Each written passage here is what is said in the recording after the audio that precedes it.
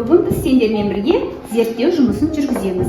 Ол үшін бізге 1 реттік стакан қажет, және лимон қышқылы қажет, ас содасы керек болады, және де түрлі түсті бояулар қажет болады, және су керек бізге. Балалар, біз бүгін түрлі химиялық қоспасы бар қосындылармен жұмыс жасайын деп тұрмыз. Оларды біз көзімізге тигізуге болмайды, аузымызға салуға болмайды балалар. Себебі бұлардың құрамында түрлі химикалық улы заттар бар. Біз денсаулығымызға зиян келуі мүмкін. Сондықтан абай болуымыз керек. Жарайды ма? Бұл қауіпсіздік ережесін сақтауымыз қажет. Енді балалар, қазір сендер былай жасайсыңдар. Мынау бос тұрған стаканға екеуің кәне бір қасық лимон қышқылын сала қойыңдар. Сала бер. Тағы да сала қойыңдар. Толтырып сала беріңдер. Жарайсыңдар. Енді қасықты алып, оның үстінен, лимон қышқылының үстінен бояуларын сал. Жоқ балалар, мына қасықпен саламыз. Бояуларыңды салыңдар. Қолдарыңа бояуларыңды алыңдар. Бояу, Наргиза. Бояуларыңды алып, қане, мына лимон қышқылының үстінен бір қасық лимон бояуды саламыз. Сала қой, Наргиза. Тағы да сал. Наргиза, тағы да алып сал. Ал Фариза араластыра қой. Наргиза, сен де араластыра қой.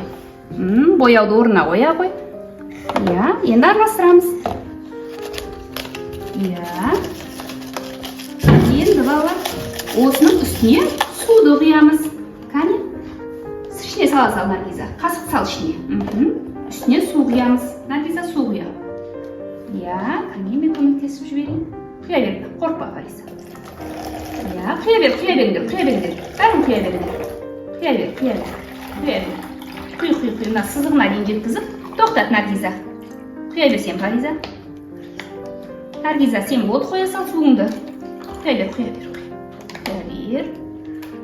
Енді араластырамыз, қане? Суларыңды араластырыңдар. Балалар, не өзгеріс пайда болды бұл жерде? Қандай өзгеріс пайда болды? Судың түсі өзгерді ма, Фариза? Қандай түске өзгерді?